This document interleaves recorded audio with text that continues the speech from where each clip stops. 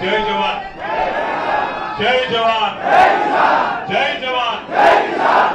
గౌరవనీయులు పెద్దలు అన్న మాజీ మంత్రివర్యులు ఆదిలాబాద్ లో ఇక్కడ ఉండే రైతన్నలందరికీ కూడా ఇవాళ అండగా నిలబడాలి, మీరు రావాలి అని పిలిచి మమ్మల్ని అందరినీ ఇక్కడికి ఆహ్వానించిన గౌరవ పెద్దలు అన్న జోగు రామన్న గారు, గౌరవనీయులు సోదరులు మన బోత్ శాసనసభ్యులు డైనమిక్ ఎమ్మెల్యే సోదరుడు అనిల్ జాదవ్ గారు,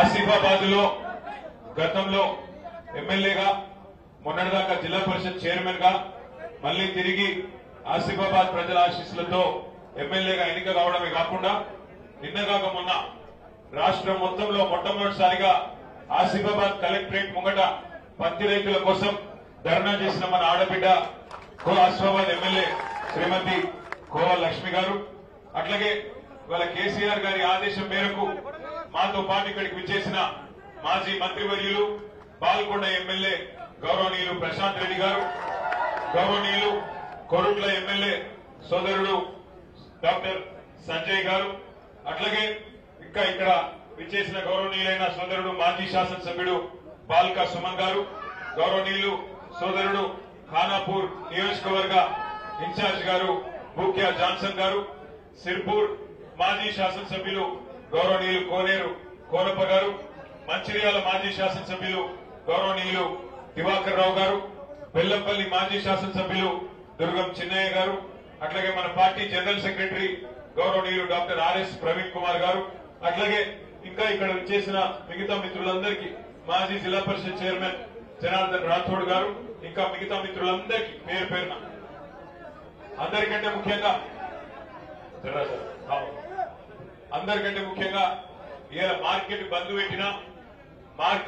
పెట్టినా మరి మేము ఇక్కడికి వస్తున్నామని తెలిసి అధికారులు కావాలని ఇక్కడ రైతులు రావద్దు మమ్మల్ని కలవద్దు అనే ఆలోచనతో మార్కెట్ బంద్ పెట్టినా ఇవాళ రామన్న గారి పిలుపు మేరకు ఇక్కడికి విచ్చేసిన మా రైతన్నలకు తమ్ములకు పేరు పేరున అందరికీ నమస్కారం.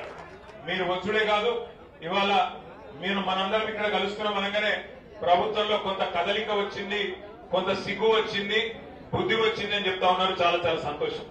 నేను ఇలా ప్రభుత్వాన్ని మీ అందరి మాటలు విన్నాక నేను 1-2-3 ప్రశ్నలు అడగదలుచుకున్నా. ఒకటి, నిజంగానే మీరేం తప్పు చేయకపోతే మీరు అన్ని చక్కగా చేస్తున్న మాట నిజమే అయితే, రైతులు సంతోషంగా ఉన్న మాట నిజమైతే ఇవాళ ఏ కారణం చేత మార్కెట్ బంద్ పెట్టినరు ప్రభుత్వం చెప్పాలని చెప్పి నేను అడుగుతున్నా. నిజంగానే మీరు చక్కగా బ్రహ్మాండంగా నడుపుతుంటే, రైతులకు ఏ షికాయత్ లేకుంటే, అంత బాగా జరుగుతుంటే మేము రైతులను కలుస్తామంటే మీకు భయం ఎందుకు అవుతుంది? మీకు వచ్చిన ఇబ్బంది ఏందని నేను అడుగుతున్నా. రెండో మాట, ఇక్కడికి వచ్చేటప్పుడు మన ఎమ్మెల్యే అనిల్ జాదవ్ గారు లఖంపూర్ లో అక్కడ సోయాబీన్ కొనుగోలు కేంద్రంకు తీసుకొని పోయింది. అక్కడ రైతులతో మాట్లాడడం. నారాయణ రెడ్డి అని ఒక పెద్ద మనిషి రైతు చెప్తున్నాడు, నా జీవితంలో ఎప్పుడు ఇట్లా చూడలేదు సార్, నేను 40 ఏళ్లకెళ్ళి వ్యవసాయం చేస్తున్నా, మొదటికెళ్ళి పత్తి సోయా రెండే పండిస్తున్నా ఇక్కడ నేను, కానీ మొట్టమొదటిసారి ఇటువంటి పరిస్థితి చూస్తున్నా. ఇవాళ రంగు మారిందంటుండ్రు, చెడిపోయిందంటుండ్రు, కొట్టలేరు, ఎన్నడూ చూడలే ఇటువంటి పరిస్థితి, దారుణమైన పరిస్థితి, జర మా కోసం కొట్లాడండి అని సోయా రైతులు మొత్తుకుంటా ఉన్నారు. అట్లాగే అక్కడే పక్కనే ఉన్న రైతులు, పత్తి పండించే రైతులు ఇక్కడ మీ లెక్కనే వాళ్ళు కూడా చెప్పారు, సార్ మా ఆదిలాబాద్ లో ఇంటర్నెట్ చక్కగా ఉండదు, ఆదిలాబాద్ లో అందరి దగ్గర స్మార్ట్ ఫోన్లు ఉన్నాయి, కొంతమందికే ఉంటాయి, చాలా మందికి ఉన్న ఫోన్ వాడరాదు.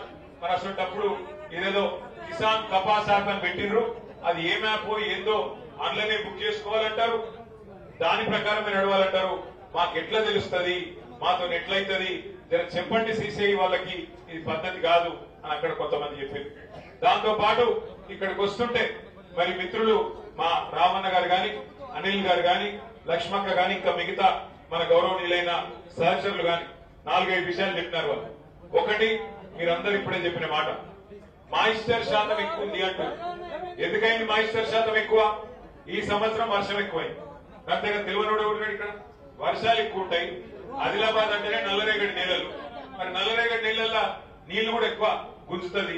దాంతో పాటు సహజంగానే ఇవాళ చలి ఎక్కువ ఉన్నది. మరి చలి ఎక్కువ ఉన్నప్పుడు చలికాలంలో మాయిశ్చర్ ఎక్కువ ఉండదా? గంతమందం కామన్ సెన్స్ కూడా లేదా? ఎంత అన్యాయం అంటే ఇవాళ ఇప్పుడే రామన్న గారు చెప్తున్నారు, మన ప్రభుత్వం ఉన్నప్పుడు ఇదే అధికారులు ఇదే సిసిఐ, కానీ ఆ రోజు 20% ఉన్నా 22% తేమ ఉన్నా ఆ రోజు కొనిపించింది కేసీఆర్ గారి ప్రభుత్వం. నడిపేటోనికి తెలివి ఉంటే, నడిపేటోనికి రైతు మీద ప్రేమ ఉంటే, నడిపేటోడు రైతు బిడ్డ అయితే బరాబర్ రైతులకు న్యాయం జరుగుతుంది. కానీ ఇవాళ ఎట్లున్నది పరిస్థితి ఒక్కసారి ఆలోచన చేయండి. ఒక దిక్కేమో మాయిశ్వరాన్ని కట్టింగ్ పెట్టుడు, అట్లా రైతుల పుట్టగొట్టుడు, ఇంకో దిక్కు ఇంకా ఘోరం. ఇవాళ రైతులు చచ్చిపోతుంటే కూడా ఒకటే రోజు 2 పత్తి రైతులు ఆత్మహత్య చేసుకున్నారు. నిన్నగాక మొన్న ఒక రైతు ఇక్కడనే పక్కనే కుమ్మరి ప్రేమేందర్ అని రుయ్యాడి, ఆయన కూడా ఆత్మహత్య చేసుకున్నాడు. పట్టించుకున్నోడు లేడు, అడిగినోడు లేడు. అట్లాగే సంవత్సరంలో మనం ఉన్నప్పుడు, మన ప్రభుత్వం ఉన్నప్పుడు కొనుగోలు ఏ స్థాయిలో జరుగుతుండే, ఇవాళ ఏ స్థాయిలో ఉన్నదో ఆలోచన చేయండి. మొత్తం ఇప్పటి వరకు ఈ సంవత్సరం ఇప్పటికే 5 లక్షల క్వింటాలు కొనేది ఉండే, కానీ మొత్తం కలిపితే ఇప్పటిదాకా ఉన్నది 1 లక్ష క్వింటాలు కూడా దాటలేదు. ఏమైతుంది మరి? ఎందుకైతుందంటే ఒకటే కారణం, అదో పనికి మాలిన యాప్ పెట్టినరు, రైతులకు వాడస్తలేదు, దానిలో చేయస్తలేదు. దాంతో ఇక్కడికి వస్తే కూడా మరి వీళ్ళు ప్రైవేట్ వాళ్ళతో ఏమైనా కుమ్మక్కైనరో ఏందో తెలియదు, ప్రైవేట్ వాళ్ళతో ఏమైనా మాట్లాడుకున్నారేమో తెలియదు. కానీ సిగ్నల్స్ ఉన్నాయి, ఈ యాప్ వాడరాదు, పెద్ద మనుషులు ఆగమాగం పరిస్థితి, మళ్ళా దాని మీదకెళ్ళి తోటి రాని కథ ఒకటి పెట్టి అనవసరంగా ఇబ్బంది పెడతా ఉన్నారు. ప్రైవేట్ వాళ్ళతో కూడా కుమ్మక్కైనరని నా అనుమానం, లేకపోతే ఇట్లా చేయరు. ఒక మాట ఆలోచన చేయండి, 5 లక్షలు కొనే కాడ 5 లక్షల క్వింటాలు ఎక్కడ, 1 లక్ష క్వింటాలు ఎక్కడ? ఒక్కొక్క క్వింటాల్ మీద రైతుకి ఎంత నష్టం వచ్చిందంటే, మన ప్రభుత్వం ఉన్నప్పుడు మంచిగా 8,000 కాడికి కొన్నాం. ఇవాళ నిజానికి ధర ఇయ్యాల్సింది 8,100, కానీ ఎంత ఇస్తున్నారు? బయట ప్రైవేట్లు అమ్ముకుంటే 5,900, 6,000, 6,200 ఎక్కువ వస్తున్నారు. అంటే దగ్గర ఒక్కొక్క రైతుకు 1,200 నుంచి 1,400 దాకా నష్టం వస్తున్నది ఒక మన క్వింటాల్ మీద. అంటే ఏ రకంగా ఎంత నష్టం అవుతున్నది దీన్ని బట్టి మీరు అంచనా వేయచ్చు. ఇంకొక దిక్కు ఇంకా విచిత్రమైన విషయం, కుటుంబ సభ్యులు ఉంటారు. ఇప్పుడే మా తమ్ముడు చెప్పిండు, అన్న మా అమ్మ పేరు మీద పొలం ఉన్నది, సోయాబీన్ వండించినాము, సోయాబీన్ వండియాలంటే మా అమ్మ ఇక్కడికి వచ్చి అమ్మాలంటే 55-60 ఏళ్ళున్న పెద్ద మనిషి, మరి ఆమెకు మోకాళ్ళు వస్తున్నాయి, ఆమె ఇక్కడికి రావాలి, ఫింగర్ ప్రింట్ వేయాలంటే ఇది ఎక్కడి కథ? నేను కొడుకును, వయసులో ఉన్నాను, మరి నేనేం పనికొస్తా, నేనేం చేస్తా అంటే నేనేమన్నా లంగనా, దొంగనా, స్మగ్లర్నా, నేనేం కొట్టబోతా? ఈ పాటి దానికి మేమేమైనా కోట్ల రూపాయలు సంపాదించుకుంటామా? మా అమ్మ వండించింది నేను వచ్చి మార్కెట్ లో అమ్ముతా అంటే వీళ్ళకేం వచ్చింది నేను అడిగాను. కరెక్టేనా? ఇది పద్ధతేనా? ఈ ఫింగర్ ప్రింట్ విధానం పెట్టి ఆఖరికి పెద్ద వయసులో ఉండే పెద్ద మనుషులను కూడా ఆగం చేసి ఇబ్బంది పెడుతున్నారు అనే మాట. మనం వస్తున్నామని చెప్పి ఫింగర్ ప్రింట్ తీసేసారు, మంచి పని చేసి. అయితే ఇంకొక పని కూడా చేసిరట, సంతోషం. కనీసం ఇప్పటికైనా బుద్ధి వచ్చింది, ఇట్లైనా బుద్ధి వచ్చింది. 7 కిలోలు కొనేదాన్ని 10 కిలోలు కూడా చేసిరట. 7 క్వింటాలు 10 క్వింటాలు చేసిరట, అది కూడా సంతోషం. కానీ అయితే తొందరపడు. ఇంకొక మాట, నిన్న మేము ఇక్కడికి వస్తున్నామని తెలుసుకున్నాను. ఇక మంత్రి గారు మేము ఇక్కడికి వస్తున్నామని తెలుసుకొని నిన్న కేబినెట్ మీటింగ్ ఉండే. కేబినెట్ మీటింగ్ లా ఇంత ఇంపార్టెంట్ ముచ్చట, ఆదిలాబాద్ జిల్లాలో, వరంగల్ జిల్లాలో, మహబూబ్నగర్ జిల్లాలో, ఖమ్మం జిల్లాలో, తెలంగాణలో దగ్గర 50% జిల్లాలలో దగ్గర 50 లక్షల ఎకరాల్లో పత్తి పండిస్తారు. మరి 50 లక్షల ఎకరాల్లో పత్తి పండించే లక్షలాది మంది రైతన్నల మీద ప్రభుత్వానికి ప్రేమ ఉంటే కేబినెట్ లోనే నిర్ణయం తీసుకొని చేయాలి వెంటనే పని. కానీ ఏం చేసారు వాళ్ళు? యాక్టింగ్ చేస్తున్నారు. మనం వీడికి వస్తున్నామని తెలుసుకొని వ్యవసాయ మంత్రి గారు ఏదో వీడియో కాన్ఫరెన్స్ పెట్టినా అంటాడు. ఎవరితో పెట్టినావు? కేంద్రంలో ఉండే ఎవరితో నెల్లైతోనో పుల్లైతో పెట్టినట్టు. నేనేమంటున్నా అంటే, నిజంగా నీకు ప్రేమ ఉంటే నువ్వు వెంటనే కేబినెట్ లోనే ప్రకటించేది. నష్టపోయిన రైతులందరికీ ప్రభుత్వమే బరాబర్ అతివృష్టి వల్ల, అధిక వర్షపాతం వల్ల ఇలా నష్టపోయిన ప్రతి రైతుకు ఎకరానికి 20,000 రూపాయలు ఇస్తానని దమ్ముంటే చెప్పేది ఉండే. అది చెప్పారు. అదొకటే కాదు, ఇలా ఘోరమైన ముచ్చట ఏంటి అంటే, అసలు 7 క్వింటాలే కొంటాం, 7 కొంటాం ఇక్కడ. ఇప్పుడే అన్న చెప్పినాడు, ఒక మాట్లాడిన రైతన్న, కొన్ని దగ్గర చైనట్ల బేలాల 15 క్వింటాలు 20 క్వింటాల దాకా వండుతుంది, మరి మిగతాది ఎక్కడ అమ్ముకోవాలి అనే మాట అడిగింది. బరాబర్ మీకు ఖచ్చితంగా గతంలో ఎట్లయితే 13 క్వింటాల దాకా కొందరో అది కొనేటట్టు చేయించే బాధ్యత మాది. 10 క్వింటాలు సరిపోదు, 13 అయ్యేదాకా కొట్టాడదాం, బరాబర్ దిగి రావాలి. మాయిశ్చర్ కంటెంట్ కూడా తప్పకుండా వాళ్ళు ఏదైతే ఇలా పరిమితి పెట్టినరో దాన్ని కూడా ఎత్తేసి 20 నుంచి 22 దాకా కంపల్సరీ ఒప్పుకునేటట్టు కొట్లాడదాం. వీడికెళ్లి సీసీఐ దగ్గరికి పోదాం. నేను వీడికి వస్తుంటే రామన్న సాబ్ చెప్పిండు, అన్న మా పరిస్థితి ఎట్లున్నదంటే మా రైతులది ఆదిలాబాద్ లో కొనబోతే కొరివి అమ్మబోతే అడిగినట్టు అయిపోయింది మాది. కేసీఆర్ గారు ప్రభుత్వం పోయినాక కరెంటు చక్కగా వస్తలేదు, రుణమాఫీ చక్కగా కాలేదు, పోనీ యూరియా బస్తాలు ఇస్తారంటే యూరియా బస్తాలు ఇస్తలేడు, ఆఖరికి అమ్ముకుందామంటే ఇవాళ కొనటోడు కూడా దిక్కులేడు. ఏం చేయాలన్నా మా బతికిట్లు అయిపోయింది. ఇవాళ ఇక్కడ ఉన్నదేమో చూస్తే బీజేపీ ఎమ్మెల్యే, ఆడ ఉన్నదేమో బీజేపీ ఎంపీ. నిజంగా చెప్పాలంటే సీసీఐ కేంద్ర ప్రభుత్వ రంగ సంస్థ, సిమెంట్ కార్పొరేషన్ కాటన్ కార్పొరేషన్ రెండు ప్రభుత్వం. ఇక్కడ సీసీఐ జరిపిస్తా అని చెప్పారు ఎలక్షన్లకు ముందు, యాదుకున్నదా? సిమెంట్ కార్పొరేషన్ అది జరిపియలే. కొన్ని కాటన్ కార్పొరేషన్ అన్నా ఏమైనా చేస్తారా అంటే కాటన్ కార్పొరేషన్ కూడా కనీసం పత్తి కొనుగోలు చేసే పరిస్థితి కూడా లేదు.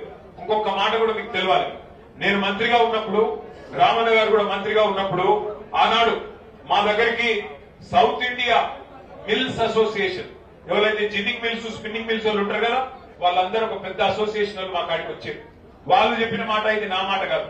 వాళ్ళు అన్నారు, సార్ మొత్తం భారతదేశంలో పత్తి పండించే రాష్ట్రాలలో ముఖ్యమైన రాష్ట్రాలు ఏంటి అంటే గుజరాత్, తమిళనాడు, ఆంధ్రప్రదేశ్, మహారాష్ట్ర, తెలంగాణ. ఈ 5 రాష్ట్రాలు ఉంటాయి సార్.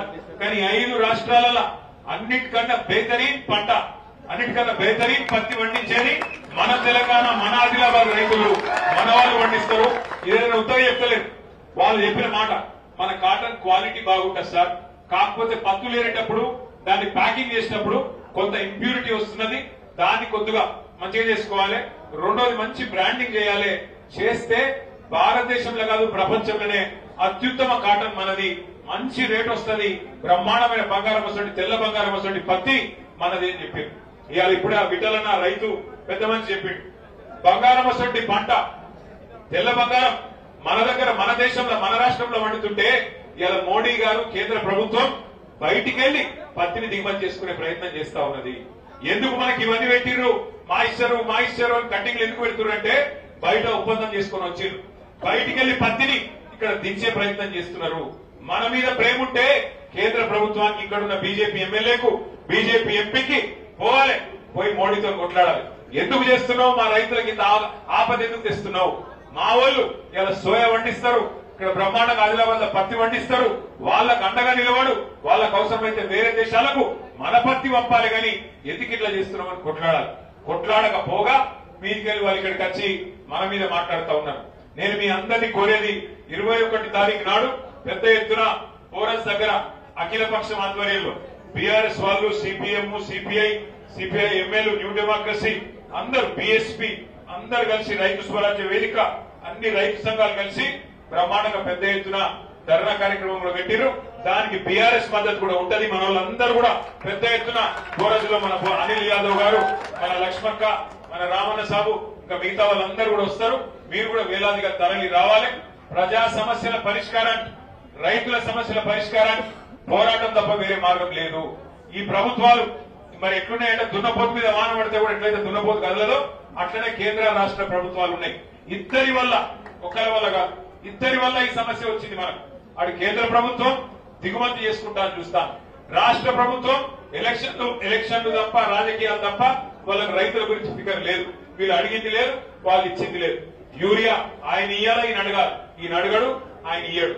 మరి కొనుడు కూడా ఈయన కొనుగోలు చేసానికి పంపించాలి, వీళ్ళు అడగారు, ఆయన కొనడు. ధర రాదు. బోనస్ ఇస్తా అన్నాడు ఎలక్షన్లకు ముందు, యాదుకుందా? సోయాకి ఇస్తా అన్నాడు బోనస్, పత్తికి ఇస్తా అన్నాడు బోనస్, వడ్లకి ఇస్తా అన్నాడు బోనస్. వచ్చినాయా మళ్ళీ ఎవరికైనా బోనస్? బోనస్ బోగస్ అయింది. రుణమాఫీ రాదు, రైతు బంధు రాదు, కరెంటు కూడా రాదు. ఆఖరికి కష్టపడి పండిస్తే పంట కొనటోడు కూడా లేడు. అందుకే మీరు ఒక్కటే యాది పెట్టుకొని, కడుపులో రైతు మీద ప్రేమ ఉండి, గుండెల నిండా రైతు అంటే ఒక అభిమానం ఉన్నోడే నాయకుడైతేనే రాష్ట్రం బాగుంటుంది తప్ప ఇసటోళ్లతో కాదు. కానీ వీళ్ళు మెడలు వంచాలంటే తప్పకుండా మనం కదలాలి. 7 క్వింటాళ్లు అనే తప్పుడు విధానాన్ని మార్చుకొని 13 క్వింటాళ్లు ఖచ్చితంగా కొనుగోలు చేయాలనేది మనందరి డిమాండ్. దాంతో పాటు మన హెడ్ ఆఫ్ దీపక్ ఎవరింట్లోనైతే, అట్లాగే కుమ్మరి సురేష్, వీళ్ళిద్దరిది కూడా కొంత పత్తి పాపం ఇట్లా పెట్టుకుంటే 56 క్వింటాళ్ల పత్తి కాలిపోయింది. వాళ్ళకు పార్టీ తరఫున కొంత సాయం తప్పకుండా చేస్తాం. రేపు ఎల్లుండో రామన్న గారి చేతుల మీదుగా, అనిల్ జాదవ్ గారి చేతుల మీదుగా వారికి సాయాన్ని కూడా మన పార్టీ తరఫున కొంత అందజేద్దామని చెప్పి కూడా తెలియజేస్తా ఉన్నా. దాంతో పాటు ఇంకొక మాట కూడా, ఈ మాయిశ్చర్ విషయంలో కూడా వెంటనే ప్రభుత్వం సిసిఐ ముఖ్యంగా స్పందించాలి. 20 నుంచి 22% ఉన్న బరాబర్ కొనాలి. గతంలో ఎట్లయితే కేసీఆర్ ప్రభుత్వం ఉన్నప్పుడు కొనిపించినామో అదే పద్ధతిలో కొనాలని చెప్పి కూడా మనం డిమాండ్ చేస్తా ఉన్నాం. దాంతో పాటు ఈ యాప్ ఏదైతే ఉన్నదో కపాస్ కిసాన్ యాప్, దీన్ని వెంటనే రద్దు చేయాలి. రద్దు చేసి ఇదివరకు ఎట్లయితే కొన్నారో పాత పద్ధతిలో అదే పద్ధతిలో కొనాలి. అట్లాగే పెద్ద మనుషులు రైతులు ముఖ్యంగా లేడీస్ వాళ్ళ బయోమెట్రిక్ సిస్టమ్ కూడా తీసేయాలి. వాళ్ళ కుటుంబ సభ్యులు తీసుకొస్తే ఆధార్ కార్డు చూసుకో, కావాలంటే ఆధార్ కార్డు చూసుకో, కాదంటే రేషన్ కార్డు చూసుకో, వాళ్ళ కుటుంబమా కాదా చూసుకొని బరాబర్ కొను. అంతేగాని వాళ్ళు కూడా రావాలి, బయోమెట్రిక్ కూడా రావాలి. ఒక మాట తమ్ముడు కరెక్ట్ గా అన్నాడు, ఒక రైతుకే కింది పరీక్షలు, ఒక రైతుకే కింది పరీక్షలా? బ్యాంకులలో 1000 కోట్లు ఎత్తుకపోయినాకేమో ఏం పరీక్షలు ఉన్నాయి, దానికి లోన్లు ఇచ్చినప్పుడు ఏమున్నాయి. కానీ రైతుకు మాత్రం ఫింగర్ ప్రింట్ పెట్టాలి, కాలి ముద్ర పెట్టాలి, ఏలి ముద్ర పెట్టాలి, తలరాత చూడాలి, ఇన్ని చూసి ఆఖరికి కొనాలి. ఆ కొనుడు కూడా చక్కగా కొనాలి. అందుకే మీకు నేను చెప్పేది, దయచేసి యాద పెట్టుకోండి. పెద్దలు శ్రీశ్రీ గారు ఎప్పుడో చెప్పిండు, పోరాడితే పోయేదేమీ లేదు, బానిస సంఖ్యలు తప్ప. బరాబర్ కొట్లాడాలి, కొట్లాడితేనే తెలంగాణ వచ్చింది. యాద పెట్టుకోండి. ఇదే బోరస్ కాడ నేను వచ్చిన ఆ రోజు మీరందరూ వంట వార్పు పెడితే బోరస్ కాడనే చేసినాం. మళ్ళా బోరస్ కాడనే కూర్చుందాం. కేంద్ర రాష్ట్ర ప్రభుత్వాలు దిగొచ్చేదాకా కొట్లాడదాం. బరాబర్ 21 తారీఖు నాడు జోర్దారుగా రైతులందరూ కదిలి రావాలి. ముసలోళ్ళు, పెద్ద మనుషులు, చిన్నోళ్ళు, చిన్నపిల్లలు అందరు రావాలి. ఇక్కడ మా మీనాక్షి సర్పంచం ఉన్నది, మా అనిలన్న నాయకత్వంలో ముగ్గుర గ్రామంలో. మరి నిన్న అక్కడ రైతులందరూ కలిసి పత్తి చేనులకు పోయి సెల్ఫీలు కొట్టి మోడీ గారికి పంపించారు. అయ్యా మోడీ గారు, నువ్వు చేయబట్టి ఇక్కడ ఆగమాగం అయిపోయింది, పత్తి రైతు బతుకు, పత్తి రైతు చింతయిండు నీ కేంద్ర ప్రభుత్వం వల్ల, నీ బీజేపీ వల్ల, దయచేసి వెంటనే స్పందించు, లేకపోతే బాగుండదని చెప్పి నేను ముగ్గుర గ్రామంలో పత్తి రైతులందరూ పత్తి చేనులకు పోయి ఆందోళన చేశారు. ఆ స్ఫూర్తి అయ్యాల మొత్తం ఆదిలాబాద్ అంతటికి అంటుకోవాలి, అంతటికి రావాలి. అందుకే మమ్మల్ని కేసీఆర్ గారు మమ్మల్ని అందరినీ పంపించింది. ఎవ్వరు ధైర్యం కోల్పోవద్దు, ఎవ్వరు సావద్దు. అవసరమైతే 2 ప్రభుత్వాలకు సావగొట్టాలి, కానీ మనం సావద్దు. ఎట్టి పరిస్థితుల్లో 2 ప్రభుత్వాలకు మెడలు వంచేదాకా తప్పకుండా కేసీఆర్ గారి నాయకత్వంలో మన పార్టీ మీతో ఉంటది, అండగా ఉంటది, నడుస్తామని చెప్పి మళ్ళొకసారి తెలియజేస్తూ, నష్టపోయిన రైతులకు నేను ఆఖరికి ఒక మాట చెప్తా ఉన్నా. సోయాబీన్ రైతులు గాని, అధిక వర్షపాతం వల్ల నష్టపోయిన రైతులు గాని, వాళ్ళకి నేను ఒకటే మాట చెప్తున్నా. కేంద్ర ప్రభుత్వం గాని, రాష్ట్ర ప్రభుత్వం గాని ఒక మాట చెప్పింది, ఫసల్ బీమా యోజన తెస్తాం, ప్రధానమంత్రి ఫసల్ బీమా యోజన తెస్తామని చెప్పి అడిగింది. మరి ఏమైంది ఫసల్ బీమా యోజన? అందుకే మనం అడుగుతున్నాం, ప్రతి ఎకరానికి నష్టపోయిన పంటకు, అధిక వర్షపాతం వల్ల నష్టపోయిన పంటకు తప్పకుండా మీరు ఎకరానికి 20,000 రూపాయల చొప్పున నష్టపరిహారం ముడియాలని చెప్పి మన పార్టీ తరఫున డిమాండ్ చేస్తున్నాం. మీరందరూ కూడా రంగు మారిన సోయాను వెంటనే కొనుగోలు చేయాలి, ఏం షరతులు పెట్టద్దని చెప్పి కూడా డిమాండ్ చేస్తూ, జై జవాన్.